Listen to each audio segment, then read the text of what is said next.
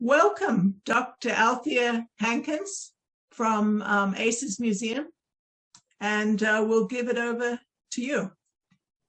Well, thank you for this meeting.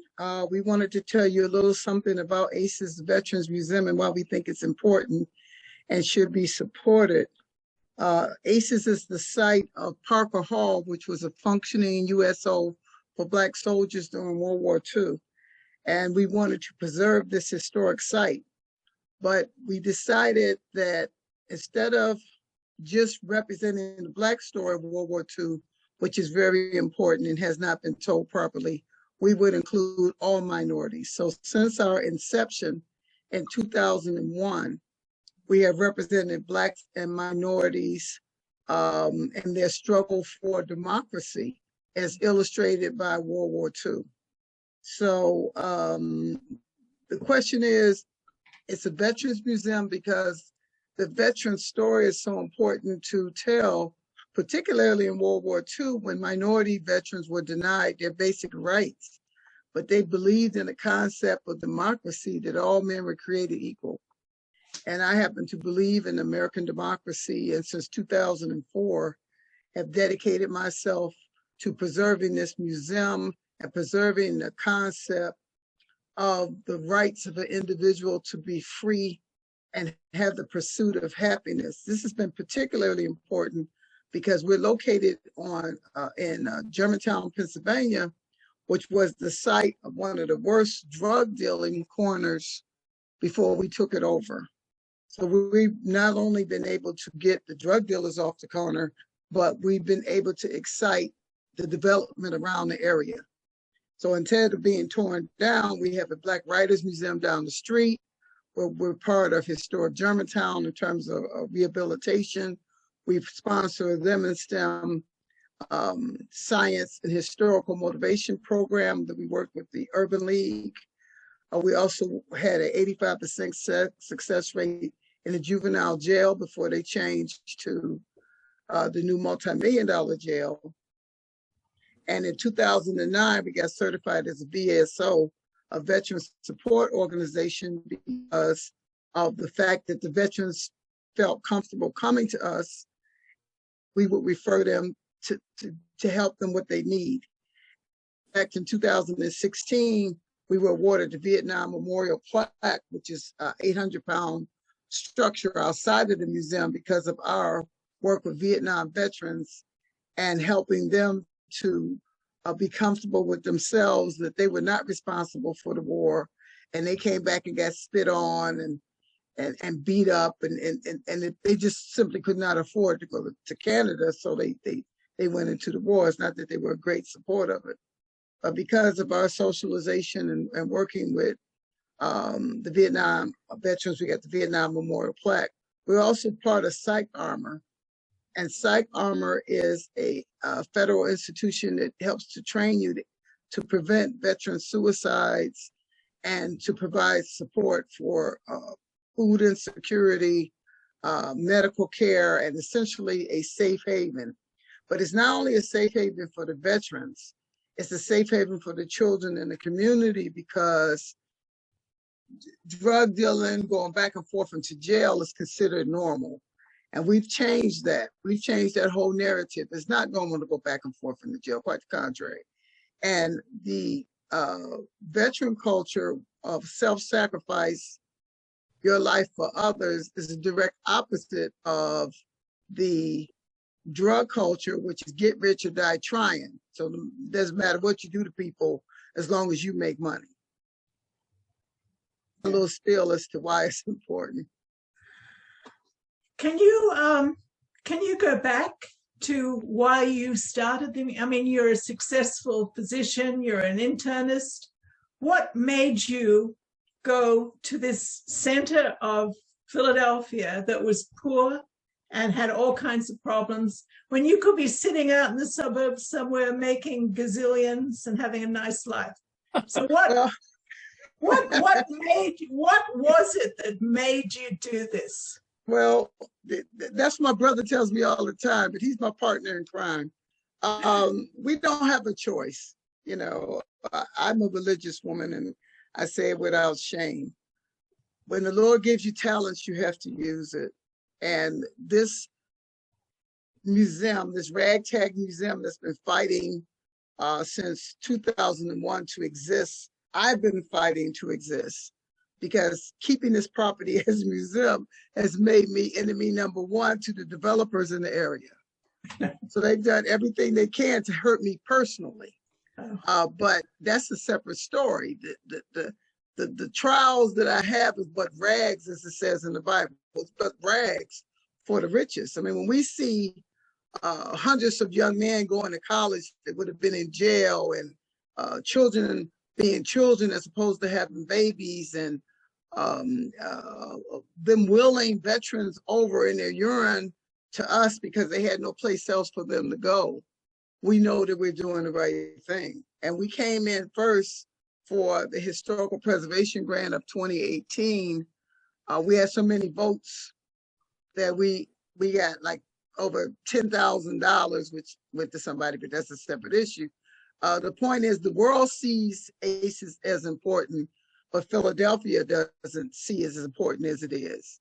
And that's political. This is not a personal statement on my part. I have been told by the city council chief of staff, Parker Hall is not important, ACES is not important. Development of the area is important.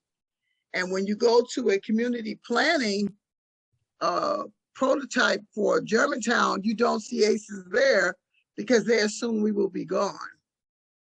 But they don't know the power of faith. We're not going anywhere. It's interesting because the first time, as I was telling everyone else before you came on, the first time I went there was March of 2012. And I was taken upstairs to see Parker Hall, and I could feel the spirits of the men there. It was unbelievable. And Parker Hall is on the 3rd floor of the building at 5801 Germantown Avenue. And it's just this beautiful wood floor, and it's a hall. And it was where the soldiers went immediately before they were shipped off to the Second World War, and where they came when they came back. That's right, isn't it? Yes, it is. And what happened is, during that time period, the races were segregated, so Black soldiers were not allowed to go to white USOs, most of them. And that actually changed with the Hollywood Canteen, which we acknowledge at the museum, because again, we're multicultural. We feel we're not going to segregate the races, quite the contrary, because the story is so wonderful. And Betty Davis, John Garfield, from right now, I can't remember the third person, when they started the Hollywood Canteen in World War II to support the veterans, they said, we are not going to segregate. Any veteran will be welcome here. And Frank Sinatra. And so therefore, they forced integration, and it was wonderful. And unfortunately, a lot of these people that spoke up for rights during the 1940s got blacklisted in the 1950s and couldn't even get a job. Betty Davis had to go overseas. John Garfield had a heart attack. Frank Sinatra got blacklisted. And then in the 1950s, we saw the House of Un-American Activities Committee. And why is ACES important right now? For 3 reasons. Number one, it's a social vaccine. And when I talked about drugs and kids going in and out of jail, that's a real thing, and it's not necessary. Right. But the culture pushes get rich or die trying. It's okay to sell drugs. It's okay to be a prostitute. It's okay to be evil and mean, essentially, and selfish. The Christian, I believe, as a Christian, and ACES is the opposite of that. It's like we are sacrificing, A, because we have no option, but B, because it's the right thing to do and it has its own rewards. When we talk about a job offer, which I show my patients if they make me mad, for $220,000 take home versus having trouble paying your PICO bill, we have to put that in perspective for these wonderful people who gave up their lives willingly and give up their lives willingly. so that we can sleep at night. And there's this wonderful, my favorite passage in the book and one of my favorite artifacts in the museum. I wrote a book, Acting on Hope, items from ACES Museum, because people need to know the stories that are there and why it's important. But one of them is for Princess Khan. And Princess Khan was an actual princess. And she came off the throne to help the French resistance. And the rumor is that, after being tortured and all, she can get thrown in the gas chamber. And she still said, Libre France, Vive la France, you put your fur coat on and you say, Vive la France. So the personal sacrifices I've had to do are very minuscule compared to these people, because my hardest job is the blockage that we get that we exist. Mm-hmm. It's when people come, they like it. When they read the book, I've gotten positive feedback, because it's a love fest. It's a love affair. Love affair to the veterans, love affair to the children, love affair to the United States of America, who has a wonderful, wonderful concept. And my father was Muslim and my mother was Christian. And they used to throw him in the stockade when he made salat. The father just said, forget it. So they would ask him, they would say, why in the world would you support this country that this is so racist? And what he says is what I believe. The United States Constitution says all men are created equal. We just have to make sure that that exists. And around the world, that's not true. And that's being threatened every day, every day. I don't have a right to make a decision. I can't walk on this particular street. I can't drive this car. I can't get this medication. All of those are things that interfere with a concept that we are all created equal. And I love in the Bible where Jesus says there is no male or female, there is no slave or free. This is what I believe with all my soul. Yeah. Okay. Now, can you go back a little bit and explain how you grew? I know your father was an activist, and I know your father was one of the activists in Detroit that was responsible for the first Black congressperson in the 20th century. Because there were some Black congressmen in the 19th century, but then everything sort of fell apart after around 1900. And then the first one after that was, I think, in the 1930s. Was it in the 1930s or the 1940s, the first Black congressman? I would say the 1930s for the first Black politicians that got reelected after the Reconstruction. And that was from Detroit. And your father was right in the middle of that. Well, I don't know about that as so much as I know that he helped to form the United Auto Workers Union. Okay. And at that time, it was very important because, again, the racists were working together so that the workers can get a fair share. Now, when the Black veterans came home from World War II, they slept on the floor to why? They couldn't even find a place to stay, versus white veterans, which were given benefits to buy housing. Yeah. But even in this discrimination, he held firm to the notion, and my mother held firm to the notion that this country can and will be better, and it is. The race riots and human rights activities in World War II led right to the civil rights activities of now, which leads to the Black Lives Matter, which we're at a precipice now where either this United States is going to go into a civil war or it's going to be the country that it could be. And I believe that it's going to be the latter.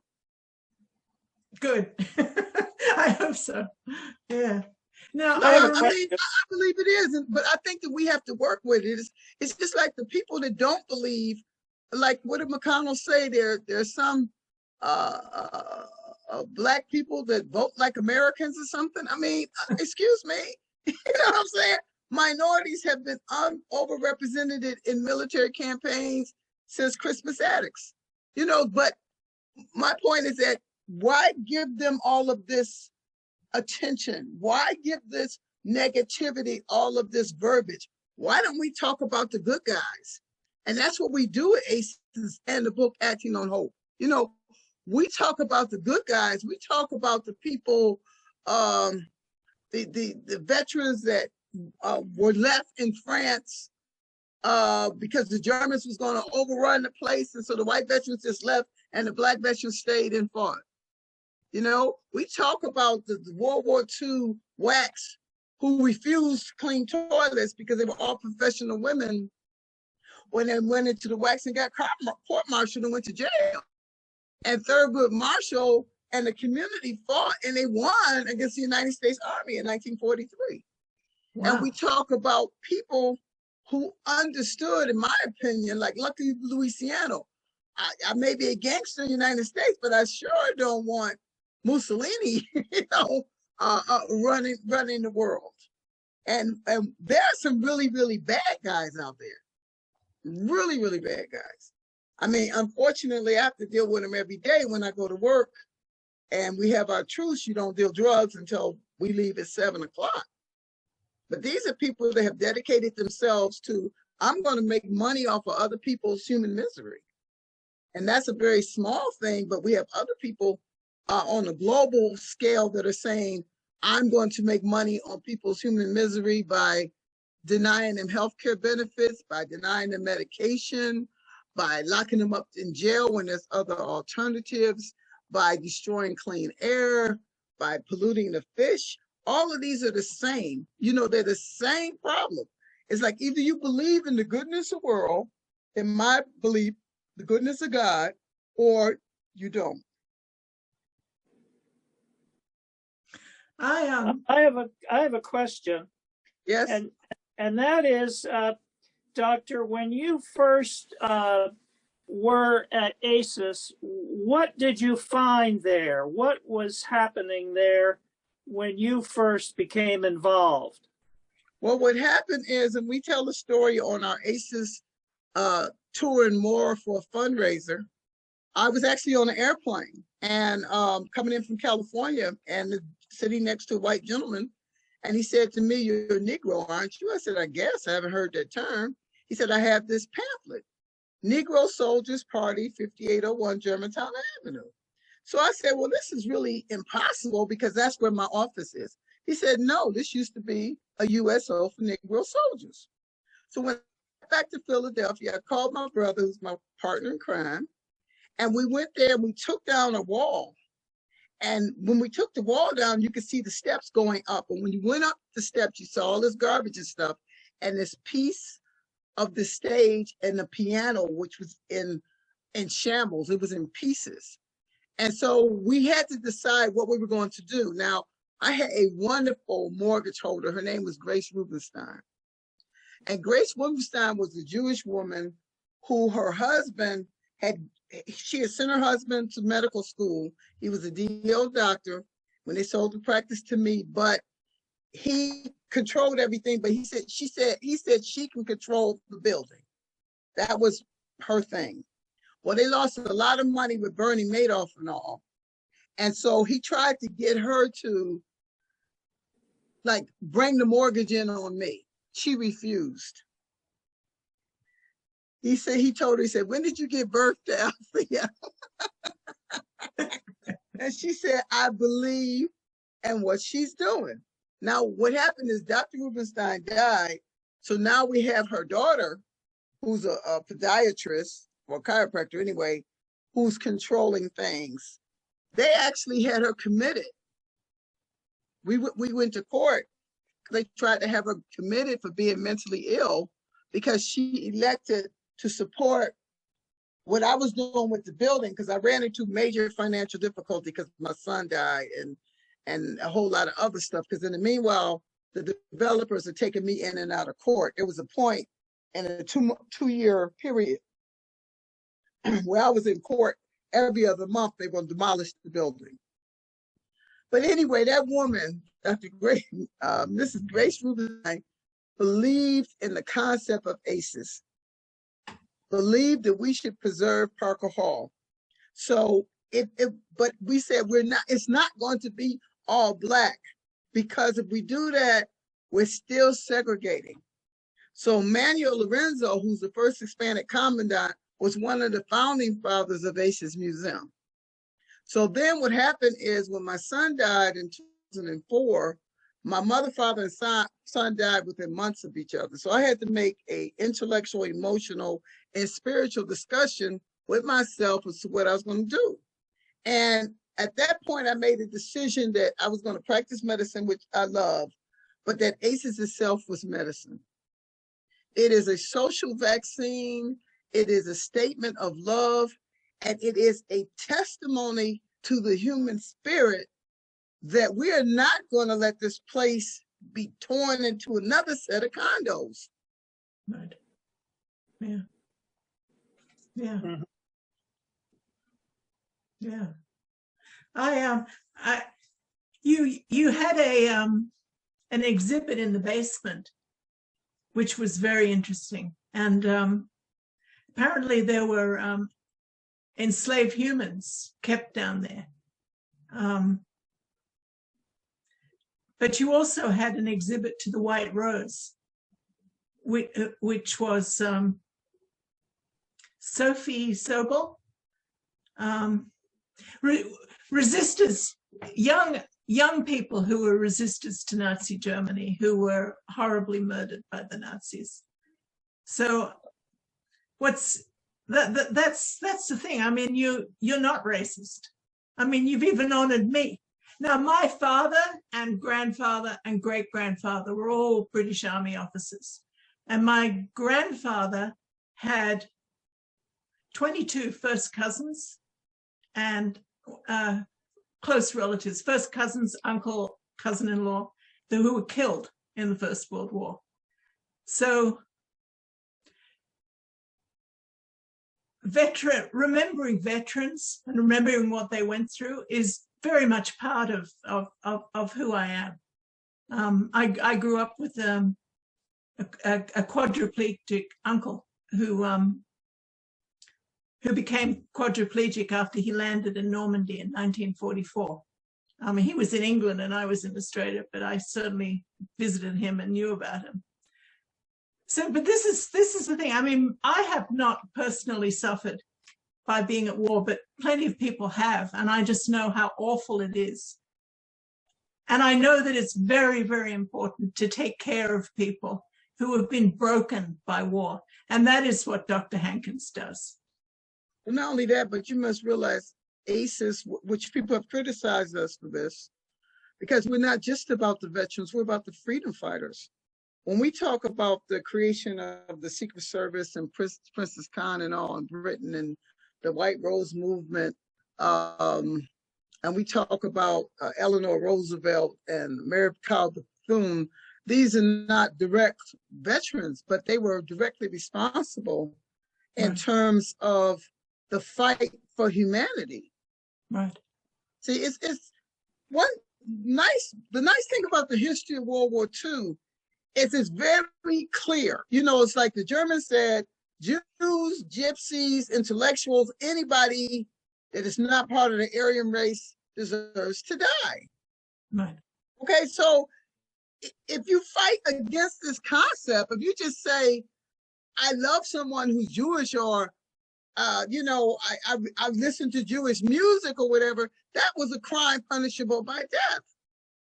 So when Black women stood up and said, no, I'm not cleaning toilets, I've got a master's in you know, you didn't recruit me to be a Women's Army Corps veteran to be cleaning people's toilets.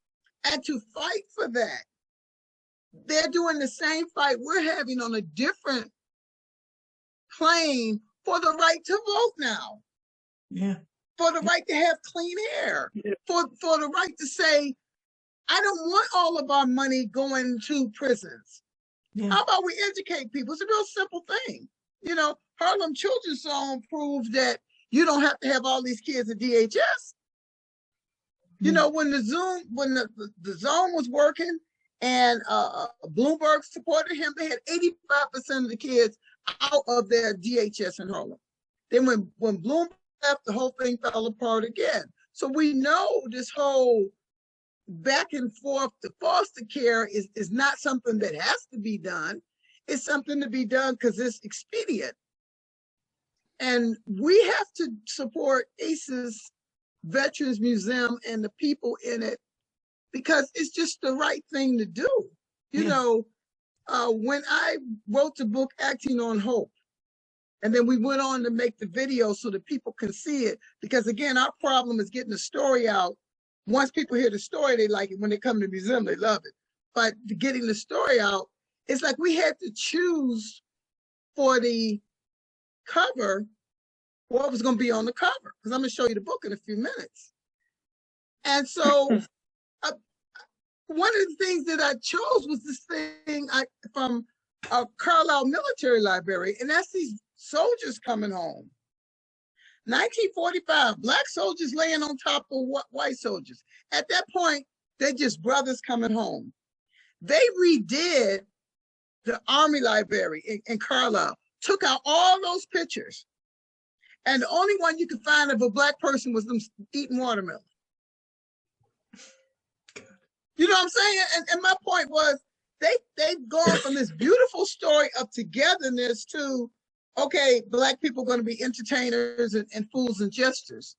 When we talk about the Puerto Ricans, ACES has ended this year on April the 13th. We will be celebrating as part of our calendar a National Baringadis Day. That's the name the Puerto Rican soldiers gave themselves after their native in Puerto Rico, the Baringadis. And they asked me to do some research, and I said, well, what we do is we include all Latinos. No, we want you just to tell a Puerto Rican story. And as I did the research, I found out that they were correct. The Puerto Rican story is different than the Cuban American story. It's different than the Mexican American story.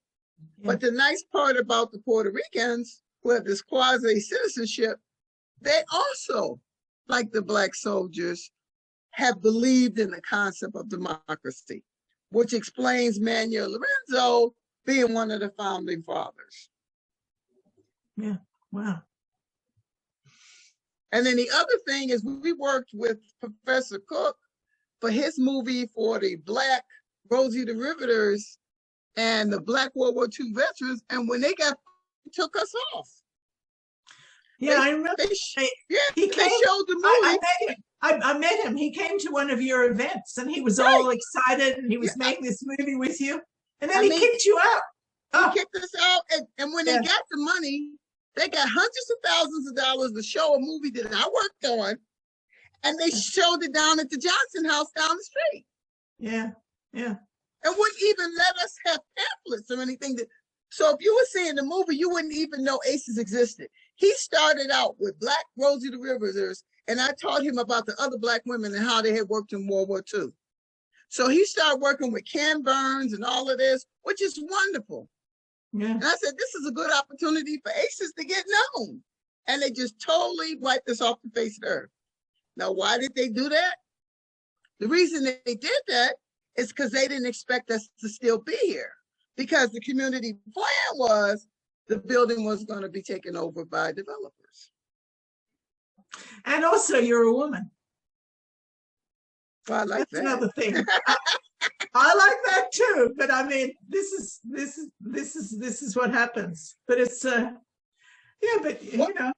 But my point is that I can only walk down one road. I can walk down the road of optimism and working towards something positive, or I can get stuck on stupid. I have no control over what Professor Cook does. Right. I told him he was wrong. He did not apologize. He said, well, I just took the money and I'm going to retire and this and that. I said, what does that got to do with giving credit where credit is due? You know, it's not a mutually exclusive thing. We're not in competition with each other. But the point is that we don't have, which is why we're on the Zoom today, we don't have any political backing. We don't have any powerful people that can say, well, ACES should exist. Yeah. And so therefore, when we're attacked by all of these people, we don't have somebody that will go and fight for us, but we've been extremely successful with our faith and very hard work of still being here. But if we had support, more people would know about us, more people would know the story of these wonderful individuals that acted on hope, and more people would be hopeful, especially our young people that are so depressed and demoralized. That's why I wrote the book. Excuse me, a young woman said, well, when you do the tour, we get it, but you know, what if we're not here for the tour? So that's why I wrote the book, so that you can see, okay, you're having some problems now, and I don't understand the whole I want to kill myself because of what somebody said on Facebook. I just, you know, like I told one young lady who was suicidal, I said, are you purple? She says, no. I said, are you purple? She says, no. I said, are you purple? She says, no. Why are you saying that? I said, exactly. If I'm calling you purple, you know you're not purple. Why you get bent out of shape for what they tell me on Facebook? You know it's not true. Yeah. Yeah. You know what I'm saying? But it's the problems are very real to them. But if we give them history and we give them hope, because these people had real problems. If they walked on the wrong side of the street, they got tarred and feathered. That's different than somebody talking about you on Facebook. Mm. Mm. Trace, you mentioned that the neighborhood where your museum is used to be a drug neighborhood. How did you get the drug dealers to go away? They're still there. Well, that's an excellent question. First of all, we had a prayer vigil. There was a reverend across the street, and they would come over and we would actually pray for the building. And then at that time, it was before the city closed us and the top floors, and we were doing puppet shows, and we were coming down. So when the kids came down from the puppet show, you could smell the crack. So I called the police, and the first police officer said, I can't do nothing. They might shoot me. So I said, they're going to shoot you. What they going to do to me? So then we called some police officers, and they just happened to be veterans. And they said, well, Dr. Hankins, do you want us to do it your way? Or you want to do it our way? Well, they knew that at that time, I was helping particularly young men who were just like low-level drug dealers and in and out of jail, getting them in social programming and getting them their health insurance, trying to get them in drug rehab. And sometimes I would even sign for their personal recognizance. So, and I did not want them to get arrested and go to jail. So they asked me the question, do you want us to do it your way or our way?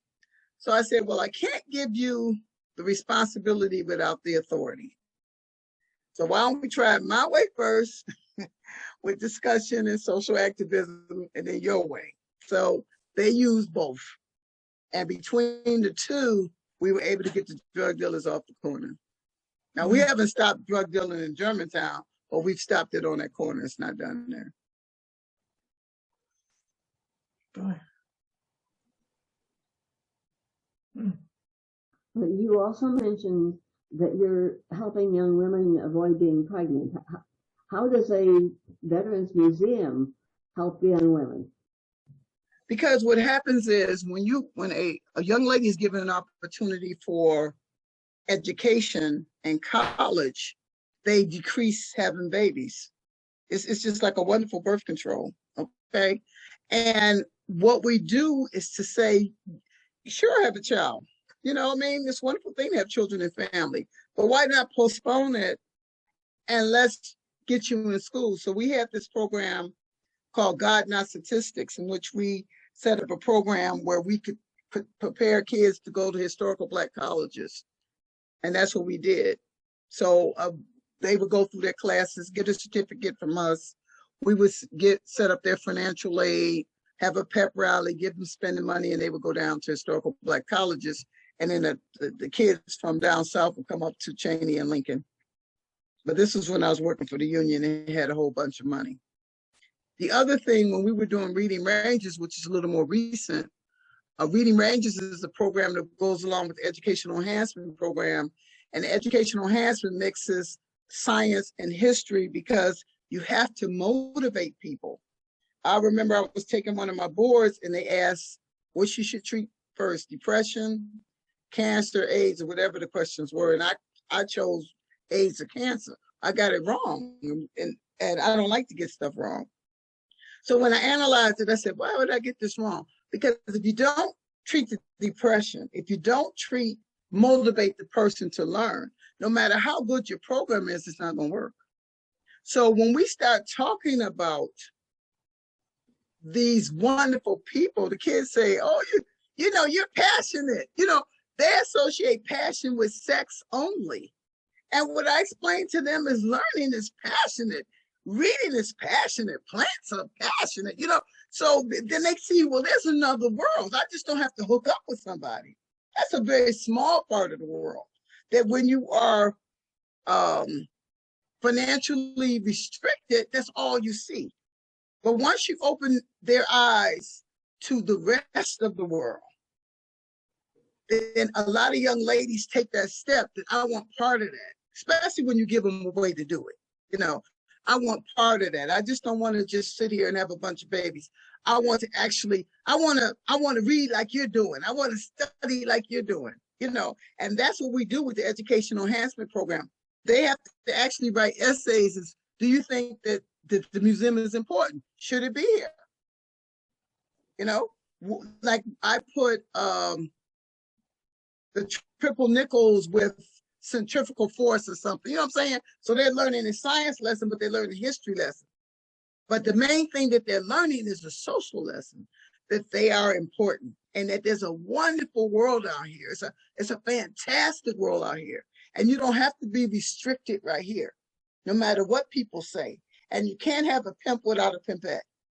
You have to have somebody who's so vain that they believe that someone else's body belongs to them. And you've got to have somebody who's so insecure that they believe their body has no value. So when you explain to them, look, you don't have to be a pimpette or a pimp. How about this? How about we are human beings? And you take the path of whatever you can be. I fight that all the time. I'm fighting right now, a young man I'm trying to get in college, and his mother is adamant he's not college material. And my point, how can you possibly know that? Okay, we're going to put him in a school where he's going to have support. But she's determined he's not going to go to school, and I'm determined he's going to go. So stay tuned for this soap opera. You're going to win. Well, he's coming to my office tomorrow.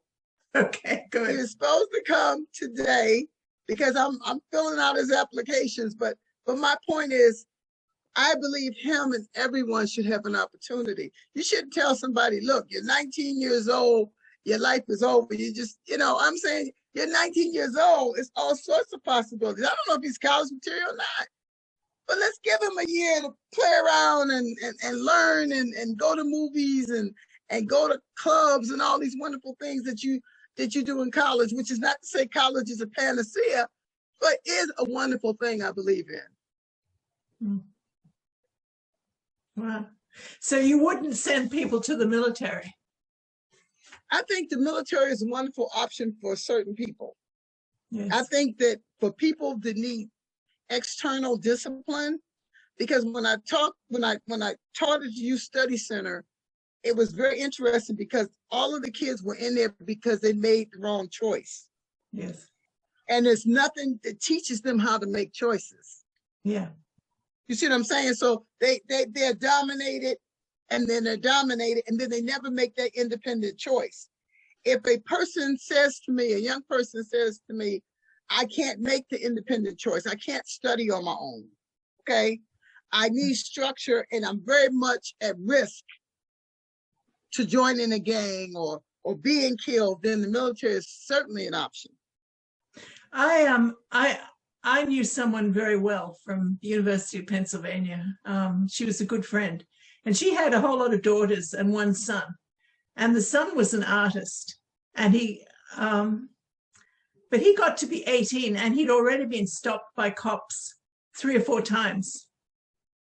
And she said the only way she could make him safe is to put him in the army. So he went in the army and he drew. He was an artist in the army, and he's an artist now. I mean, this is one thing that people don't realize, is that sometimes you don't want to go killing people. You're not violent. You just don't want to get killed yourself. Well, like I told someone the other day, he was telling me that the military are murderers. I said, well, first of all, you have no idea what you're talking about. Because the last thing you want to do in the military is kill somebody. That means that all your negotiations have failed. That means your army of engineers reconstruction has failed. That means that your community support has failed. And all of that's supposed to happen first before you engage in actual combat. Right. Yeah. Okay, but unfortunately for all of us, there are some people that are going to chop your head off because you're sitting there and you have no right to talk on the television, and they're going to chop my head off. Right. So the only thing that stands between us and them are these brave men and women that put their lives on the line. But the last thing that anyone wants ever is a military confrontation. The people that want that, it's just like the people that say send your kids to jail and let them discipline them. They've never been there. You see what I'm saying? And they'll learn their lesson. No, they don't. They learn to be worse. Yeah. If they survive, they learn to be worse. Yeah. Yeah. Yeah. No, absolutely. Yeah, you also mentioned that you're helping people stay out of jail. Please talk about that. Well, I don't do it as much now, especially with COVID. But what happens is, for a lot of the on our ways, that's what I call them, they're on their way back to jail. They've already started, and it doesn't matter what they do, they're going back to jail. You have to just break that cycle. Okay, so if they come to me and they want me to sign their medical assistance form, and I'll say, look, are you going back to jail? Nah. I said, well, you're going to go back unless you get into a drug rehab program. But what is the problem? Why aren't you working? You know, why are you doing this stupid stuff? And then mostly, if they're responsive, and that's 20%, they will say, I can't read, or I don't have a place to stay, or I don't have skills. Bless you. You see what I'm saying? And we can intercede with that. It's like this woman that the other week, her husband's moved his girlfriend in, and they're doing wet. And so she needed a place to stay. Well, she didn't tell me she was also doing the wet, but I'm not a stupid person. So I said, okay, let's get you into a housing situation where, because I know people that have houses where you can go, but you gotta sign in for drug rehab. That's the criteria for the house. You got to be in the drug rehab program. Oh, I'm gonna go, Dr. Haynes. I'm gonna go. Anyway, I didn't hear from her. But the point of the matter is, for that 20% that's ready to make a change, I think we should be there for them and not focus on the 80% that are still pimps and pimpets. You know what I'm saying? We can help the 20% that want to be helped, that don't have anybody to help them. Yeah. Boy. Mm. So when did you start? The ACES Museum started in 2000, wasn't it? Right, 2000. Yeah. But we really started ramping up between 2000 and 2004. We really went basically to Carlisle Military Library. We had the Puppets with History program. We were doing a lot of programs, but then we had the woman that ran the juvenile jail found out about us and asked us to come into the jail to teach our educational enhancement program.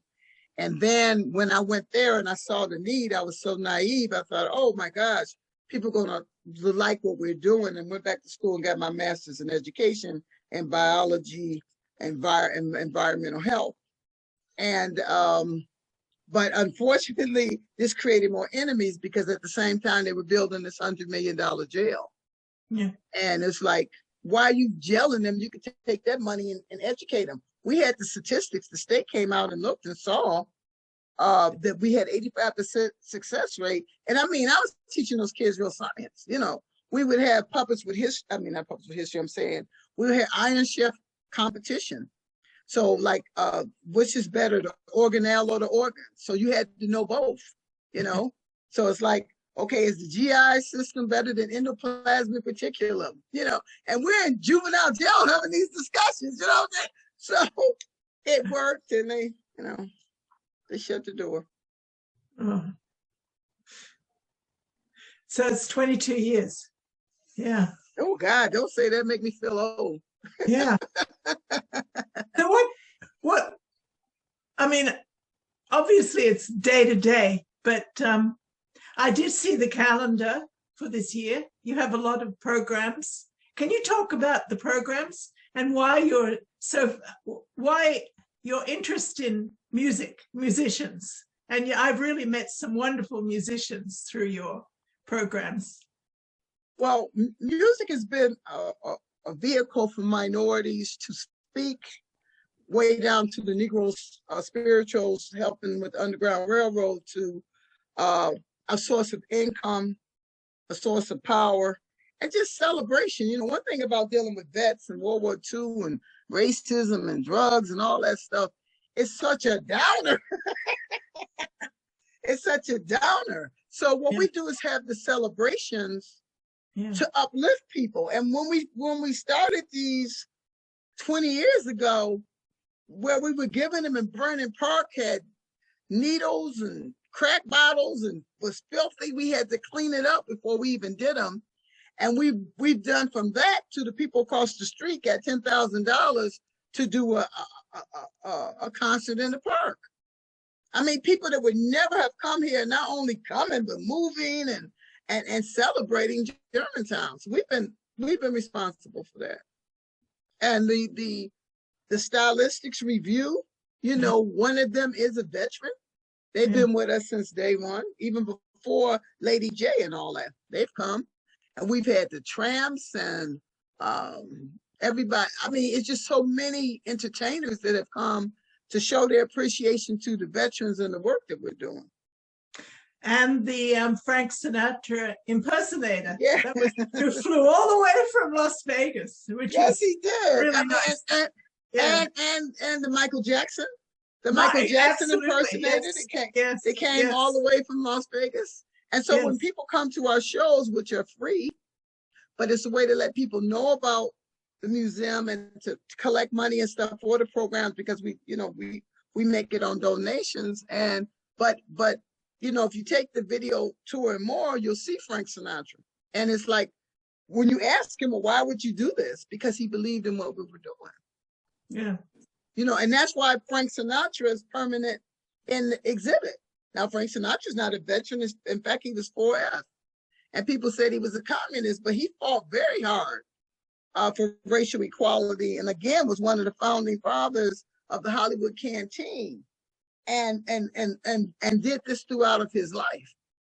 And what we want to do is showcase people like him who just weren't making money.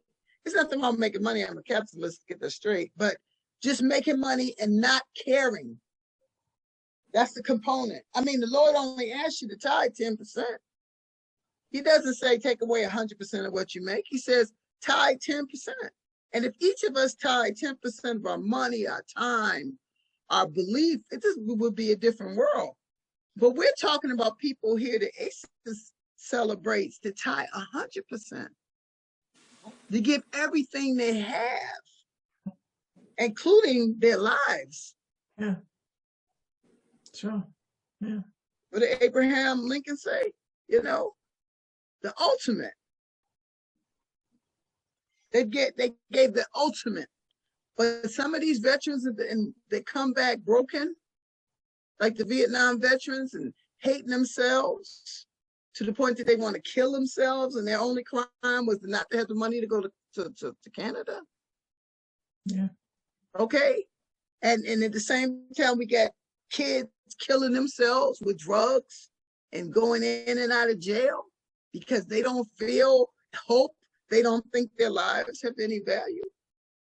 It's the same story. And we're answering it with the same love. You know, you are wanted, you are loved. We're acting on hope. Hope is for things you do not see, but you believe in. I believe in democracy. I believe that we don't have to be locking kids up for doing something stupid. I believe we can educate everybody. I believe people can be healthy. And I have lived that. You know, we've taken a drug-infested park that nobody wanted to come to and turned it into a place where people come from all over the country. You see Dr. Lucky. Dr. Lucky comes from California to our program. Yeah. She comes in a wheelchair. She believes in what we're doing. She was a spy, wasn't she? She doesn't like when you say that. Oh, sorry. She was an intelligence agent for the You're U.S. not getting me military. in trouble with Dr. Lucky. Okay, well, you can't But in call her her that, book, but she's a in lot her of fun. book, right? But her book, she explains that. That's why she wrote the book. Yeah, So that her book, her story, so people would know about it. People didn't even know there were Black women in espionage responsible for saving people. And to this day, if you startle her, she'll jerk. yeah, You know, she's still suffering from post-traumatic stress, as my father did until he died. yeah. Oh, yeah. You know, so I just Talk about, when I first went there, there was a slight, tiny lady who was always dressed in Native American clothes. And I know she was a member of the board, and she was very supportive. And I know she passed away a few. Can you talk about her? Well, Chief Three Feathers, we were actually in a parade in Washington, D.C., a Memorial Day parade. And I had taken all these kids from the St. Luke's Church that were in a drill team down there. And we were marching, and we were the only Blacks in the parade, and she joined us. She started marching with us and marched with us ever since until she died. Yeah. And she helped a lot because she gave us the Native American perspective rather than just something you read in the book. It's just like Manuel Lorendo gave us the Puerto Rican perspective. We've been blessed that we've had people that believe in what we're doing and the inclusion of races, just like our white female veterans come and give us their stories, just really give it to us. And we would love to have the money where we can properly document it and put it on video and all that other kind of stuff. But it's hard to do that when you're always fighting for your survival. Yeah, but they haven't just given you stories; they've actually given you artifacts, which is of course what's going on in the museum. You go and there's actual stuff there. Not only that, but we have one of the best and most diverse World War II collections in the country, period, bar none. I'm not saying that as a vain statement. We actually won an award for that, leading community museum. And that's on the first floor. I can't wait till we get back on the second floor, because instead of having a wall to Native Americans, we will have a whole exhibit to Native Americans, and so the whole story can take. And then the idea is to have a rotating exhibit and to have people of that culture responsible for their room. You know what I'm saying? So Native Americans will be responsible for their room. Hispanics, Latino will be responsible for their rooms. Asians responsible for their rooms. You know what I'm saying? Blacks, women, because the idea is having that personal participation makes it personal, which is why we started selling the bricks of honor. Yeah. And the bricks of honor, you can buy a brick for your veteran for $50, but it don't have to be a World War II veteran. It just has to be a veteran. And that was going on real well for a fundraiser until COVID. Yeah. Now, what is your next, the next program is April? Yes, Valentine's Day. Valentine's Day. We always do a Valentine's Day of love. I don't know what that's going to be. That depends on a lot of things. Depends on COVID, number one. If nothing else, we'll have a video, because I'm trying to get people to buy the video tours, both so that they know about us and as a fundraiser. Okay, well, say that, say the link. It's you go acesmuseum.online, and then you take the tour and more. It's called Tour 1, 2 more, and you'll see it. And then there's the book, Acting on Hope. We want people to buy and read and share and encourage other people to do it. Do you have it there? Huh? Can you show it? Sure. Yes.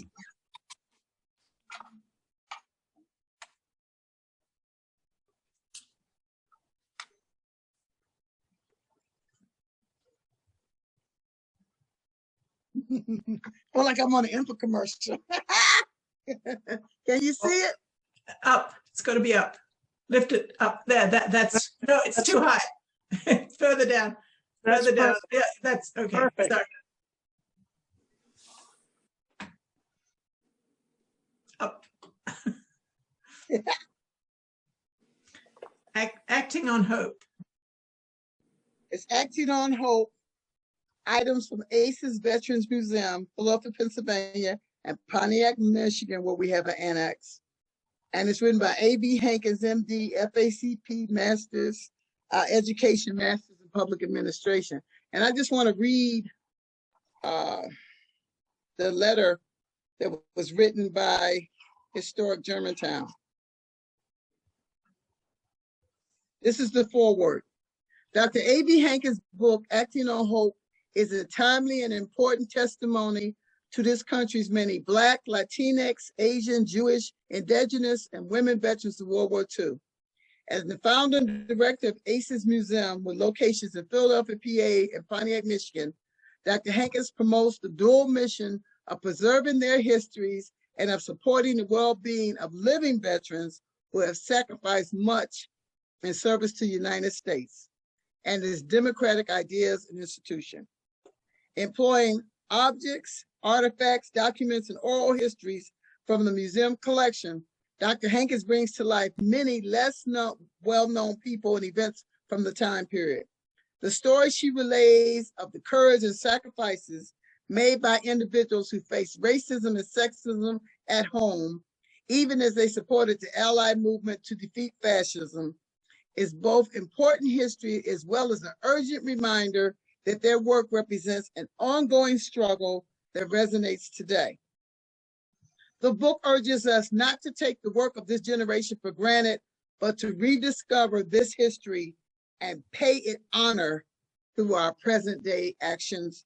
To Sami Joshua Forrest, Executive Director, Historic Germantown, Philadelphia, Pennsylvania. And they asked me to say something about the author, and I wrote about the author.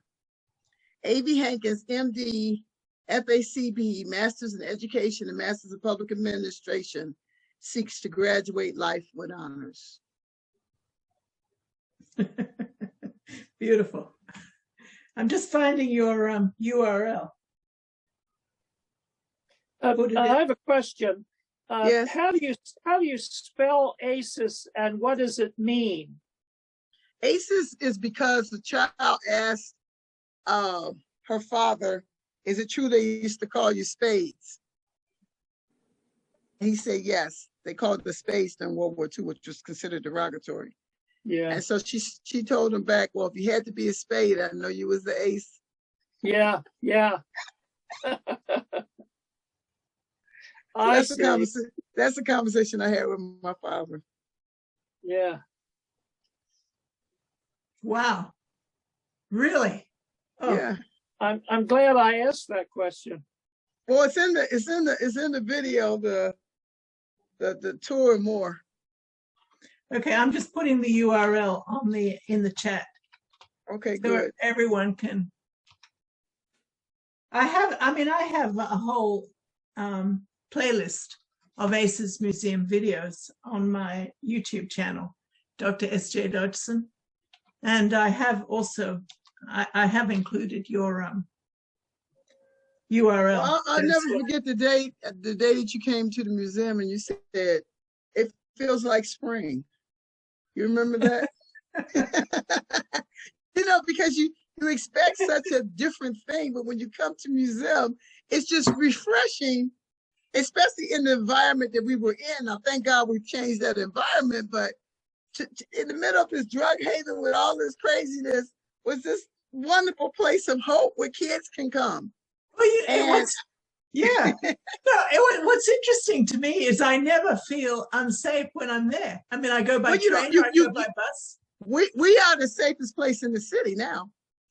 We are the safest. In fact, my nephew was driving my car, and one of the dudes next door said, "What are you doing in Dr. Hankins' car?" Is that right? I'm a nephew, you know what I'm saying? So, and they have come in Tyrone. When he got out of jail, he came, he said, "Well, Dr. Hankins, you better not put my friends in jail." I said, "Well, Tyrone," and I remember him because the song was called Tyrone. I said, "If you know anything about me, I don't even believe in jail. I'll do everything to keep my jail. But they're not going to be dealing drugs and smoking crack when we got babies coming up here." I said, "What I want you to do is take my books and come up here and see what we're doing. And they went up there and they saw the classes and the puppets and everything. And he came back and said, "Better not mess with Dr. Hankins." So they parked the Red Sea, you know. And the other thing that I did is by bringing the entertainers. You know, I mean, you could come to our program and get a program just like you're going to Vegas. It's the same show. They put on the same show. Yeah, it's really You know, great. if you all see the videos, you're going to see the same thing. If you go to Atlantic City for $20, $30, you get it for free at Aces. And we feed everybody.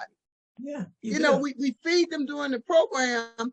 And we also, up until COVID, every Thursday, except the first of the month, we work with Veterans Action Group to provide actual food. So you could come and get food. Yeah. So I don't know what's going to happen with that program with COVID. Like I said, in terms of our community outreach and the veterans be able to come to us at any time, we have to lock our doors now because of COVID. That's one of because you can't come in if you haven't had your vaccine or, you know, have your mask and stuff on. But we still get calls and we still help people. And I just sent Dr. Dodson the pictures of the toy giveaway we just did. Yeah. We've been doing that since I don't even know. Okay. But when my son was 8 years old, he came down and he said, "This is too many toys for one child." Okay. So we started giving half his stuff away. I mean, I didn't know anything. I was raised poor, so I didn't know nothing about it. So we gave a whole bunch of stuff one day when he was 9 to the shelter. And then I called one of my patients who was in the shelter, said, "How do you like the toys?" And she said, "We didn't get anything." So we started doing it ourselves. And then when he died, I just incorporated it in the ACES program. So this last year we did, we always do the Saturday before Christmas. We do the community and we do the veterans. So this year we did the community, we did the veterans, and we're invited to participate in the women's veterans group. So we actually sent toys over to the female veterans who didn't want to come. So we've expanded our outreach. So that's a wonderful thing. You know, we provide for and it's not just the toys. It's I care about you. It's the love. Yeah. See, that's what people are not getting. When you're a pimpette, you don't feel you have any value. So if somebody say, "I find you very valuable," you know, I don't want you going in and out of jail. You know, I don't want you just, you know what I'm saying? Why not? "Oh, yeah, you Dr. Hankins, you're a leader. You want everybody to go to college." Absolutely. I want everybody to have the opportunity to do the best they can with their lives. That shouldn't be restricted to some people just because they have money or because they have a certain color. That should be open to everybody. And the beautiful thing about the United States is that it is open.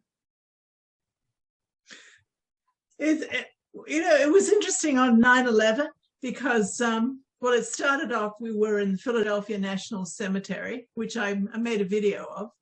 And then I was driven to the fire station by Sergeant Berry, who is a veteran of the Battle of the Bulge. Now, the Battle of the Bulge was 1944. And Sergeant Berry, I adore him. I mean, he's spectacular. I mean, I was driven by a Battle of the Bulge veteran. I mean, that's pretty amazing. Anyway, we went to the fire station and you had this cake for them.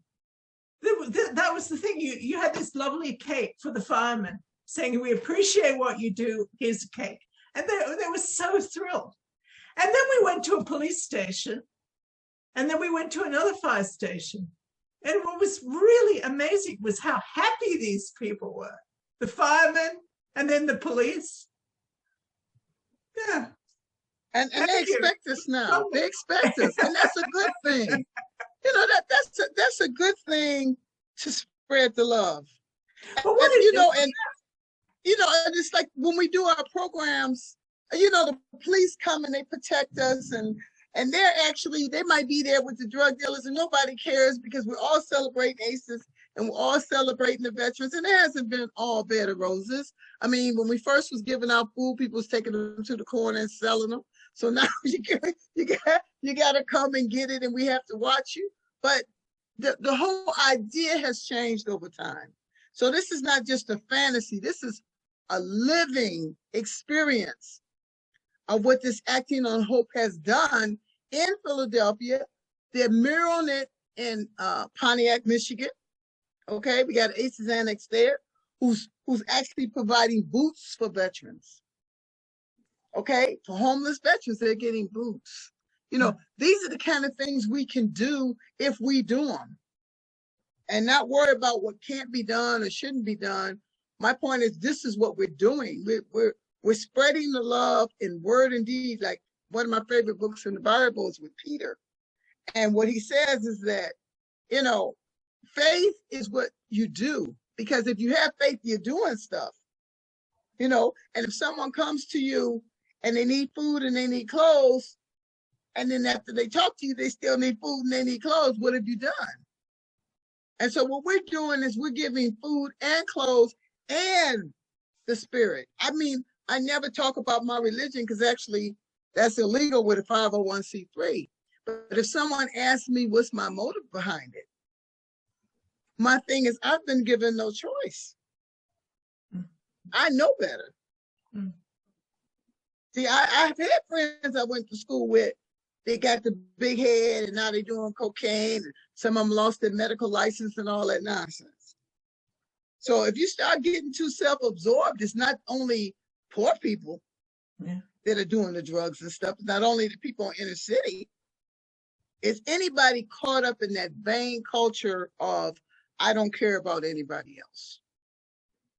And what we're saying is we care about people, and we care about these veterans because they said for their life, I care about your life more than mine. And I'm saying I care about this historical artifact, which we're trying to get to become a formal World War II monument. Then they will never be able to tear the building down. So I've talked to Monuments Man, but we got some stuff we got to work out. But we want to be officially a World War II monument, and then ACES will be protected long after I'm gone.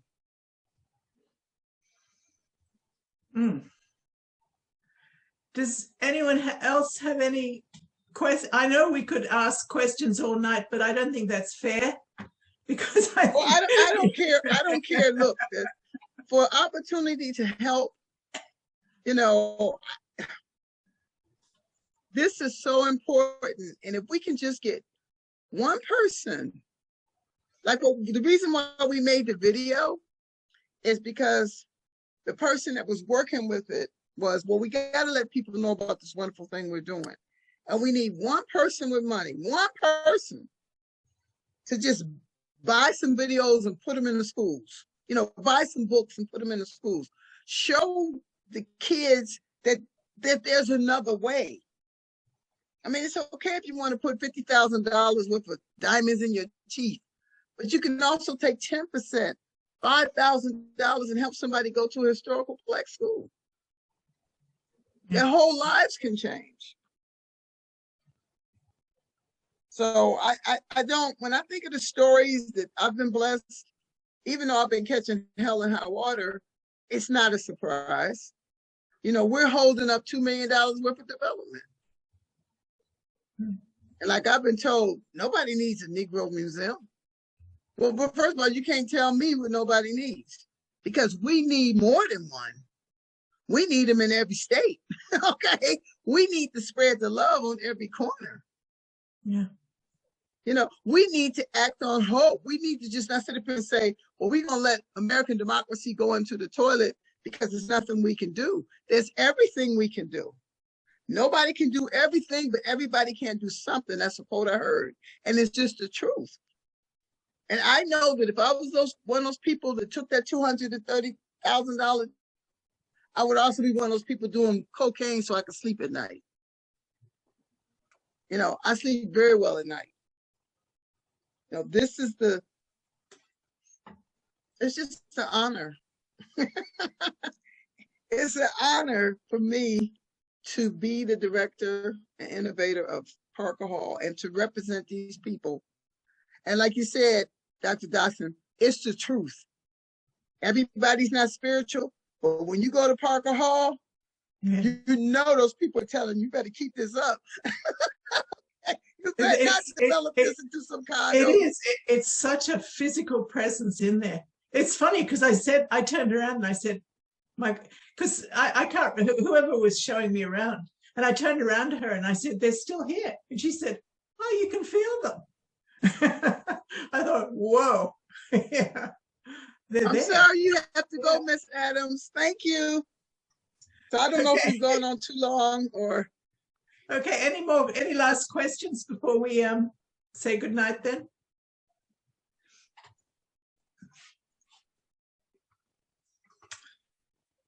Well, thank you for giving us this audience. Okay. Lois, you said something about a school system? Yeah. Okay. I think her computer's gone. Yeah. Oh, All Well, right. well, thank you, Dr. Hankins. It's been so enlightening. well, Yeah, thank you. thank you. Educational. Yes, and Thank we plan to visit. Yay! Right. I'll But tell you. before you come visit on the video. Visit the Yeah. website.